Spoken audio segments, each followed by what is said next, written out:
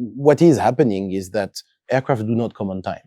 There's been a bit of a backlog in terms of deliveries. We're just receiving right now 3 787s that we were hoping to receive quite a few years ago. And so because of this delay, we need to keep the options open. When we ordered the A350 freighter, at that time, we had a clear plan that on the passenger and on the cargo side, the 777 old generation would be phased out and that the A350 would be the new generation. Nowadays, I cannot tell you by the time that the aircraft come, we will have a better view as to what we should be doing. We're open to any opportunities to have a conversation around this. Hello everyone, this is Parijat Sourabh and I am from Stat Media Group and I am here at the Air Cargo India 2024 event in Mumbai. And joining me here today is the Head of Revenue Management and Network Planning of Etihad Cargo, Mr. Leonard Rodrigues. So first of all, a very warm welcome here. And congratulations for winning the Stat Trade Times Innovative International Cargo Airline of the Year award.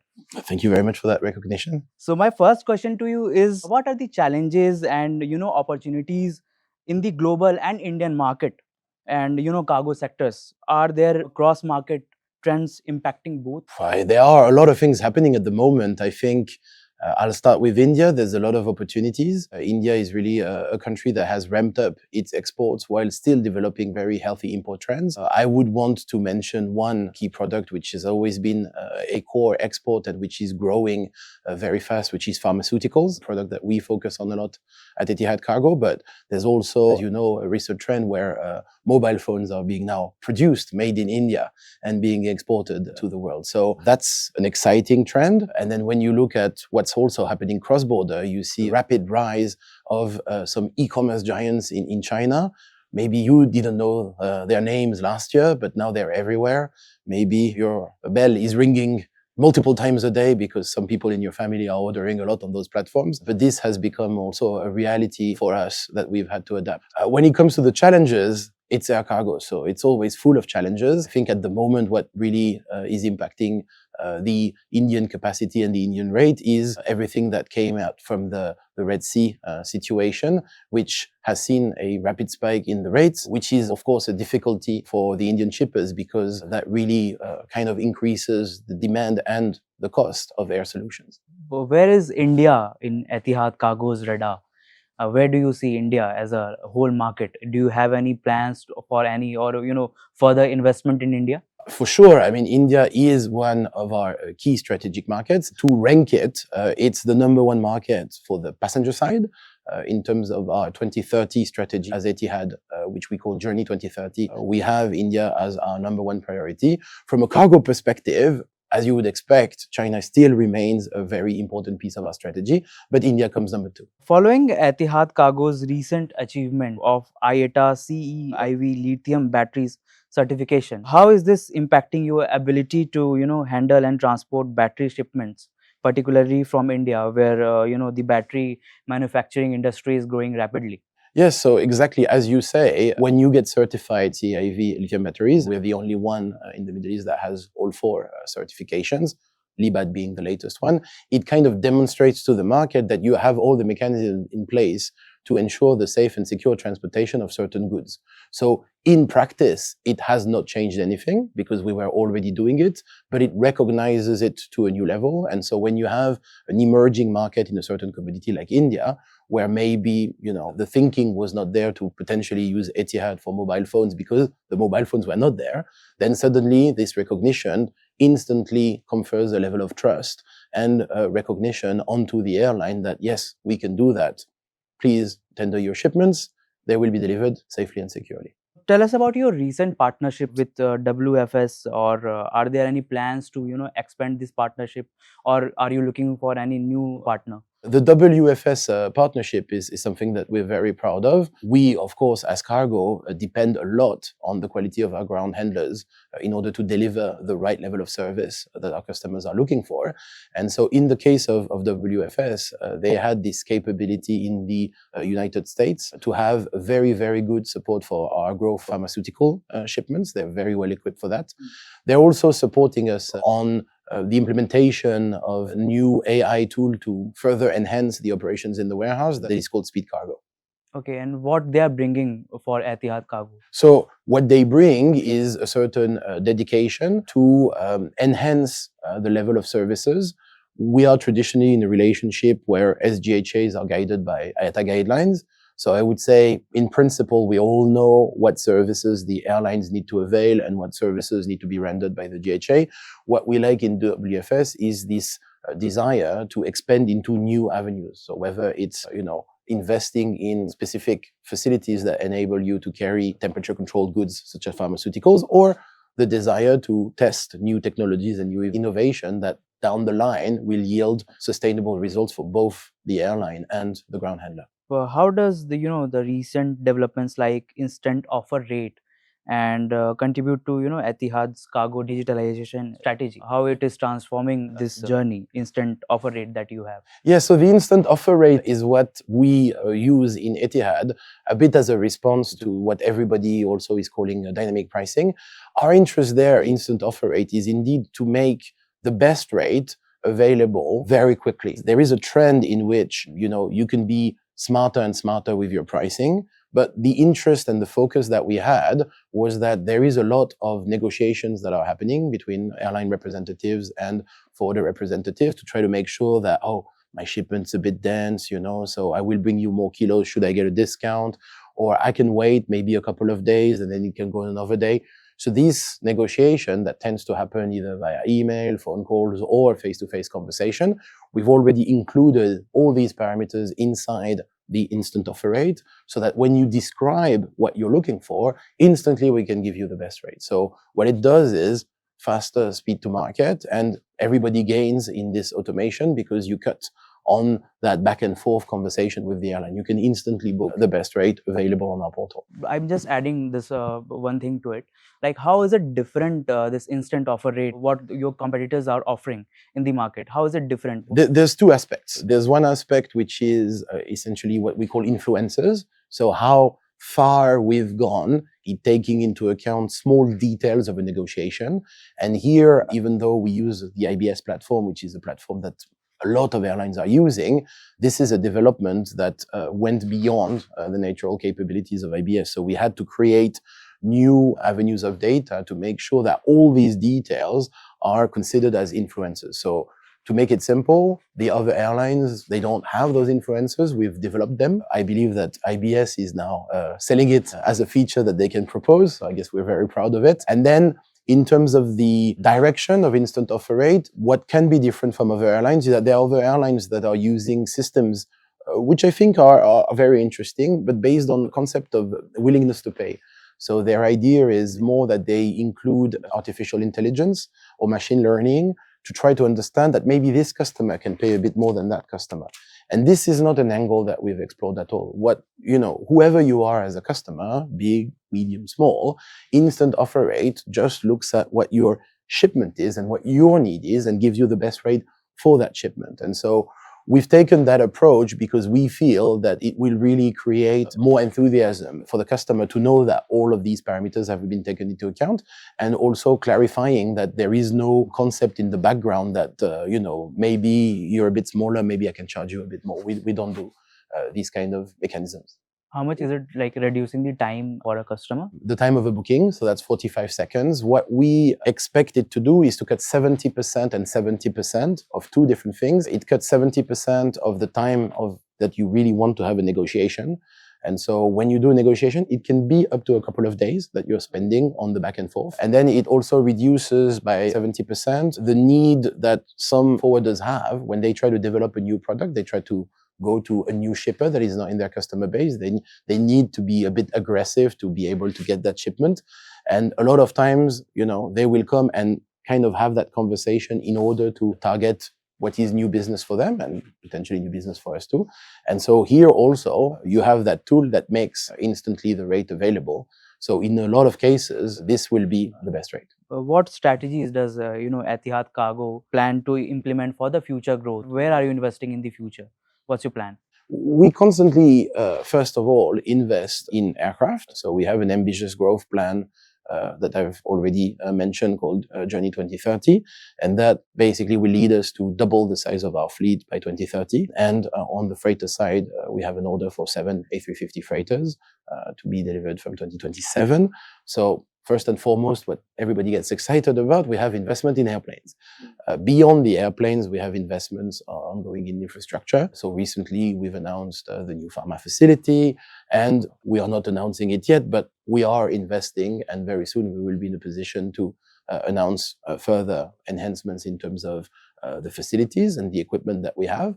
And then I would say, last but not least, we jointly invest in both the technology and our people kind of jointly. So what we do is we invest in technology that automates the lower added value tasks so that we can upskill all our employees to become really the top professional in their category. So this is also a key investment for the future, because when you grow, you always need more and more. And so what we need is to focus on the current base and make sure that, we develop them to the maximum that we can.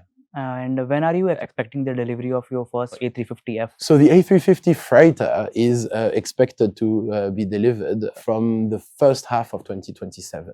So there's still a conversation ongoing where Airbus might be able to do it in the late half of 2026. There is a process. This is a new aircraft type. So when you introduce a new aircraft type, you need to release a certain amount of aircraft that are going to be used for type testing. And so we are part of this group of aircraft, meaning we will get really the early ones. One of our aircraft will be used for type testing to get all the certifications of airworthiness worldwide. So we kind of get them early. The only question is, when will it get finally produced? There is no delay at all in the project, but there is a certain level of certifications that need to be done. That's why I'm saying that on paper, when they started the program, they were saying end of 2025, early 2026. I believe that now we're comfortable that it's going to be end of 2026, beginning of 2027. Do you have any other plans for any other freighter also, maybe which is coming in the market, maybe from other manufacturer? Or not at this stage, but we always keep the door open for any conversation. We have, again, an ambitious growth plan, and we are very open to, reviewing all the new aircraft types. The thing with the A350 is that this is already an aircraft that we operate on our passenger format. This is our ultra long range aircraft, and the commonality between the freighter and the passenger is extremely high. Yeah, because we're talking about exactly the same sections. So it is an aircraft that exists. I would say the next generation Boeing, which is what I'm expecting you to refer to, is something that we're of course very excited about, but it's still an aircraft that is, I would say, a bit early in its development phase, that we would have, a clear opinion as to whether or not it will happen for us. We'll keep it an option at this stage. You are still operating the 777F, right? Correct. For the cargo. Correct. So do you have plans to, replace these existing 777F with the upcoming A350F altogether? And this is really a question that normally you ask my CEO rather than me. But in the current state, what is happening is that aircraft do not come on time. There's been a bit of a backlog in terms of deliveries. We're just receiving right now 3 787s that we were hoping to receive quite a few years ago. And so because of this delay, we need to keep the options open. When we ordered the A350 freighter, at that time, we had a clear plan that on the passenger and on the cargo side, the 777 old generation would be phased out, and that the A350 would be the new generation. Nowadays, I cannot tell you, by the time that the aircraft come, we will have a better view as to what we should be doing. We're open to any opportunities to have a conversation around this. This was the news of yesterday, actually, that you have an increase by 37% year on year in 2023 in pharma volumes. And then in perishable shipment, it was around up to 10%. So what are Etihad Cargo's plan for these commodities, in the future? And how and where are you going to invest in? Sure. Well, simply put, our plan is to continue focus on those two products. What you need to know is that there is a clear vision from Abu Dhabi to be strong in both those verticals. On the life science and healthcare side, there's a clear direction to make Abu Dhabi a hub for healthcare and life science. And then on the perishables, let's say the food side, there's also a clear view that Abu Dhabi has to kind of become the food hub as a first step for the UAE. So these are strategic verticals for the country, which means that as the national carrier, we will focus on these verticals. And because of this, we have all the right investments that are falling in line. So I've mentioned on top of the technology, the fact that we've recently opened the new pharma center. And this is one of the key reasons why we could generate this increase of 37%. We have now created an initiative called the Food Hub, which will start seeing its results probably not in 2024, but more in 2025. That will also provide us with an amazing facility for us to be able to store perishables in Abu Dhabi. So when it comes to pharma, India is also an emerging market, and India is the major player when it comes to pharma. We export many pharmaceuticals from India. So do you have any plans or any strategy in your mind that you are gonna open a new warehouse facility, maybe in any major airports in India? Sure. I think, first of all, I want to agree with you. I mean, India is a key country for pharma. I don't think it's emerging. It's growing fast, but it's already really a key country when it comes to pharmaceuticals and pharmaceutical exports. So this is anyway going to be, a strong focus for us this year and possibly next year. So we are working with our current warehouse providers to make sure, and we're implementing this at the moment. I think it will be fully operational by the 1st of March. What we are working on is to have all sorts of processes in place so that the buildup of the cargo can be done in a way that will not require any breakdown throughout the journey and no rescreening. Now, at this moment, the facilities that exist are actually sufficient. Like our current warehouses in all the main metros in India, they are already capable to do so, which means that they will sometimes receive skid shipments of pharmaceuticals, sometimes they will receive loose pieces, but in any of those cases, they have the process to make sure that everything is consolidated properly and then can do a smooth journey all the way to, for example, the United States. So at this stage, we don't expect that there is a need for further facility, but we are really very open to discuss with any forwarder or shipper that believes that some sort of joint investment would be required. This is also something that we can look into. When it comes to technology and innovation, we know in streamline cargo handling capacity and operations. In order to achieve these, capabilities, where are you investing in technologies? So what are the plans for it? So I think the main one when you're talking about streamlining operations and the cargo warehouse operations is really our Speed Cargo initiative. And so the Speed Cargo initiative is something that we're working with a Singapore-based company, Speed Cargo. And so what we are trying to do is to really simplify, let's say, improve, streamline the acceptance and then the build-up process. And so what we're trying to do is to set up technology that is useful more than it is intrusive. So we have very simple cameras that are placed and connecting to each other above the scale. So when the shipment comes in, quickly a mesh is created, and then we understand what the volumes and the dimensions of this shipment is. And then later on, what it does is it creates a clear build-up plan unit by unit that the warehouse handlers, even if they're not particularly qualified, if they're relatively new on the job and pallet build-up is still a challenge for them, it will show them, I always say a bit like IKEA, but this is just an image. First, take this piece, then take the second piece, and so all the way to building an optimal pallet using the Speed Cargo technology. So we have already implemented that in Singapore. We are now implementing it in Frankfurt with WFS. And so we have, based on those early implementations, all the right to believe that now we'll be able to ramp it up to maybe 10 to 20 stations in our network in the coming 12 months. Is it going to be in India also? Yes, we have some stations in India. Yeah. My last question to you is which upcoming trends or technologies will impact the air cargo industry? What are your thoughts, and how is Etihad Cargo preparing to adjust in this part? I think to really remember is that the industry is extremely cost sensitive. And so we are not in a position to develop a fancy technology that we are then trying to recharge to customers. Cost leadership is extremely important.